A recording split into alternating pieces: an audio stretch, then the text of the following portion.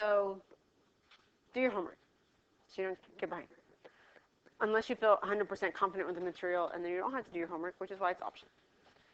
So yesterday we compressed logs, and we learned 3 properties yesterday. We learned one that said, if you're taking the log of a product, which means you're taking the log of things that are being multiplied, you could break it up into separate logs combined with addition. So you can rewrite multiplication as addition, and vice versa. And then there was another property that said the same thing for division. Taking the log of a fraction, you can break it up into 2 logs that are being subtracted. And then we learned a power property, which said, if you're taking the log of something with an exponent, you can take the exponent, so here's your exponent in the air, bring it out front of the log, and it becomes a coefficient. So those are the 3 main things we talked about yesterday.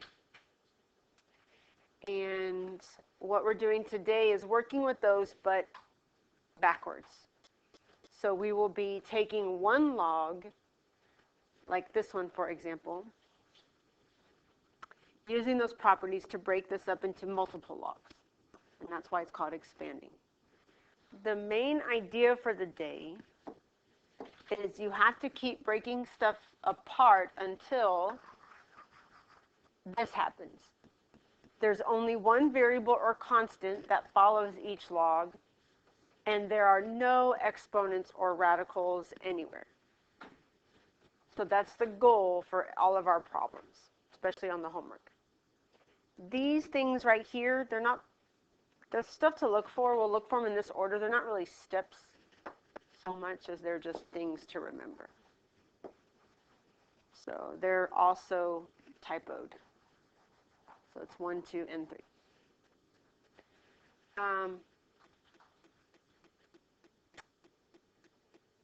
That first one we didn't talk about yesterday. It's a quick review. We've talked about it before. It says to rewrite radicals as rational powers, meaning if you have something that's a root, you can rewrite that as a fraction exponent where the root is the denominator, meaning if you had something like the 5th root of 7, you could rewrite it as 7 to the 1/5.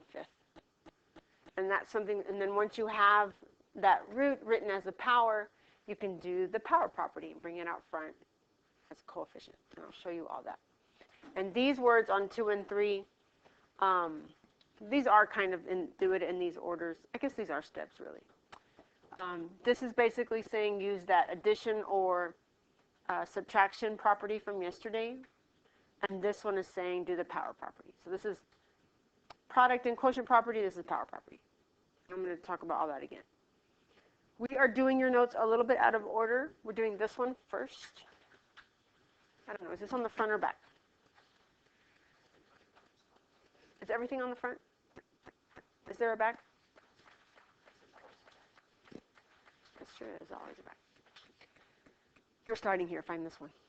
I want you to read the directions to yourself in your brain. So read the directions for this problem before I begin talking about it.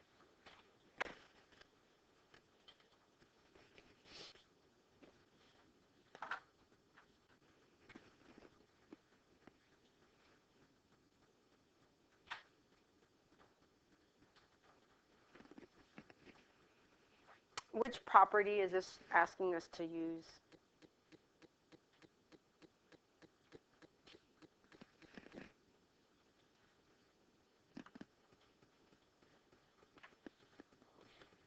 Power property, right? So it says, use the power property of logs to rewrite as a product of a constant and a log. So constant means some number, and log means some log.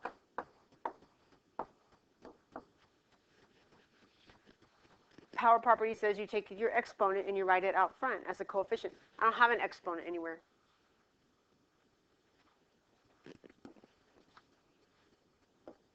But I can rewrite that so that it has an exponent.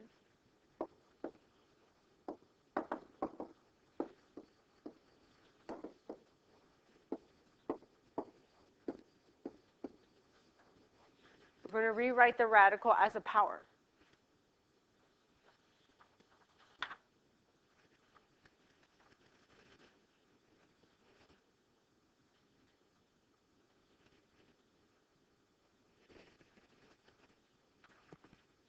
How do you rewrite radical 3 as an exponent? 1 over 3. Okay. So I'm not changing the log or the 34. I'm just rewriting root 3 as an exponent of 1/3. But so I haven't even used the power property. I just rewrote it to have a power. Power property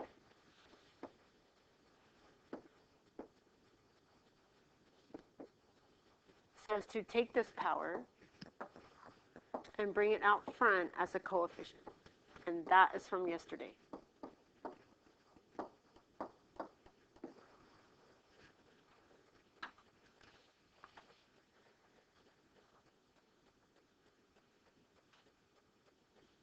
And if you look at the idea section of your notes that I talked about at the beginning, this satisfies what that says. It says only one variable or constant can follow each log.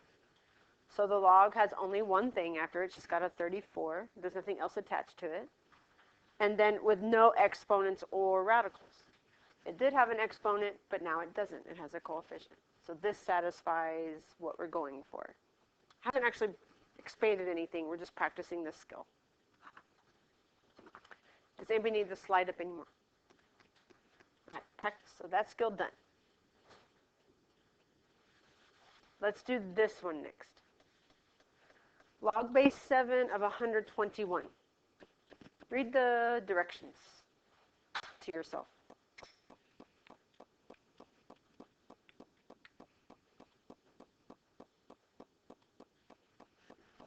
What property is this problem telling us to use?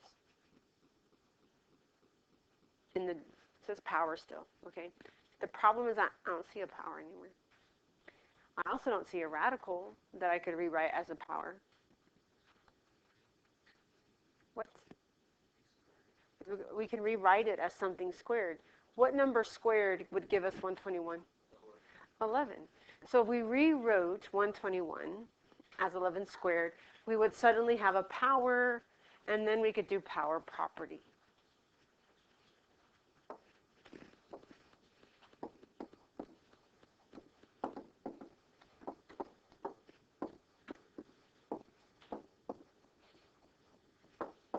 We don't really care so much that it's log base 7. That's just a thing. So 121 is equivalent to 11 squared. And now I can do the power property.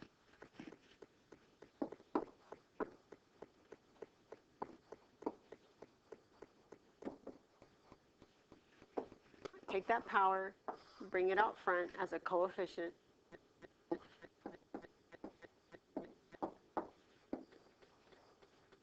And we have 2 log base 7 of 11.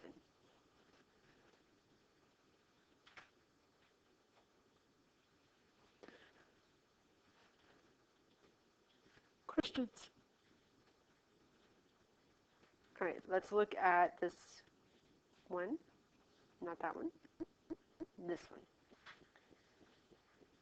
I want you to do whatever you think this might be asking you to do. And don't overthink it. If you feel like you're doing multiple steps on this problem, you're making it too hard. But take a moment. It's telling you to use power property, so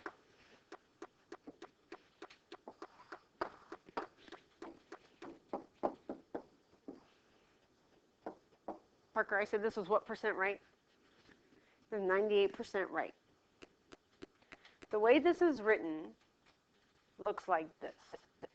I have 3x, pause, wait for it, plus 2 natural log of 10. What do I need to add in here? Parentheses. Exactly. The way this looks, only the 2 is the coefficient. But this entire power is the new coefficient. So it's got to have parentheses around it. Okay? So be careful with that. especially when we start solving equations tomorrow. That could make a big difference on how you work the rest of the problem if you're trying to solve for x, okay? Because now it's all of this times that instead of just the 2. Okay, so these were all just little stepping stones to the last problem. We just have the one more, right? The I will one, I think. This one. So we have a lot of stuff going on here. This is where we're actually going to do the expanding the log. How many logs do you see here? 1. You know how many we're going to have when we're done? No, not quite. 5. We're going to have 5 logs by the time we're done, okay? So we are going to use all 3 properties. The one about the division, the one about the multiplying, and the one about powers. What do you think I'm going to do first? Which one? Division, multiplying, or powers? Division, the division one. It might feel like it's a power one. You see this 2 here? It might really feel like you want to do this, but you have to resist because that's not good. The only time in this case that we would take a power and put it out front is if that was a number out here, outside of the parentheses. Then we can make it a coefficient, but we don't have that. Okay, it's on the inside. So here's how we begin with the quotient, or I'm just going to write here division property so there's no confusion about which one I'm doing. Division property says when you have division, you break it up into 2 logs and then do what with them? Doing what? Which math operation?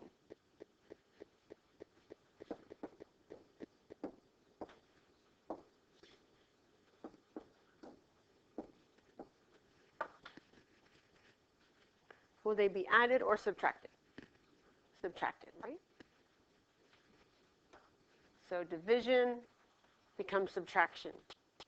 And then which thing comes first, the numerator or the denominator? The top or the bottom? Top. Top comes first. So 4ab squared and then c cubed d. All right, so we got that going for us. But here's why there's more work, okay? If you look at the idea thing at the top of your notes, it says, only one variable or constant can follow each log. Well, here's how many things follow this log. 1, that's the 4. 2 is the a. 3 is the b squared. There's 3 things behind that log, okay? How many things are behind this log? 2. So we need to break them up, okay? We want to keep using the properties as often as we need till we get a bunch of logs with just one thing. So to break this one up here, the 4, the a, and the b squared, they're being whatted together, multiplied. So if we're going to break them into separate ones, what will we do to them? Add. So when you're multiplying, you break it up into addition problems. So this is the multiplication property. That's not its official name. But this is the one where you say it breaks up into addition. So I got 3 things. I'm going to break it into 3 logs. Log base 7 of 4 plus log base 7 of a plus log base 7 of b squared.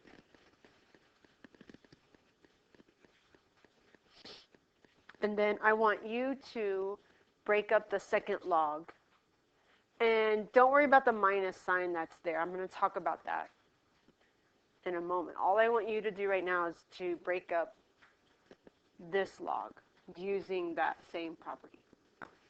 Okay, so hoping you broke it up, log base 7 of c cubed plus log base 7 of d. Yes? All right, but here's the thing. That minus makes stuff a little bit weird. So in this step, before I broke it up, it's minus log of this thing, these things, right? Once you break it up into 2 things, you're still subtracting that stuff. You're subtracting this one, the log 7 of c cubed. You're also subtracting this one behind it, log base 7d. So they're both subtractions. Okay. So be careful that you do that. The most common mistake will be to subtract the first one, but not the second one. You can also think about this as, okay, well, I'm subtracting all of this, and then think about it as a distributive property with a negative.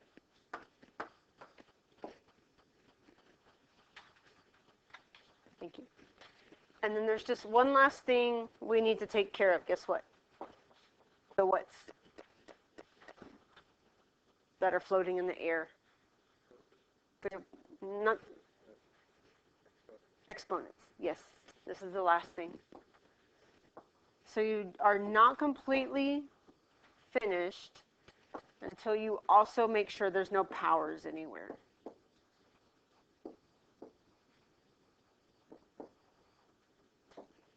So here's our final crazy answer. Log base 7 of 4 plus log base 7 of 8 plus log, oh, I already messed up. See, my mind already started to wander just by the third thing because it's such a long answer. 2 comes out front, so it's 2 log base 7b minus 3 log 7 of c, oh my goodness, log base 7d. This is your answer. It's obnoxious. But look how smart we all look. Doesn't this look very impressive? Like we're doing some real math. Kind of, sort of. All right, and that's it. You're done. Let me give you your homework.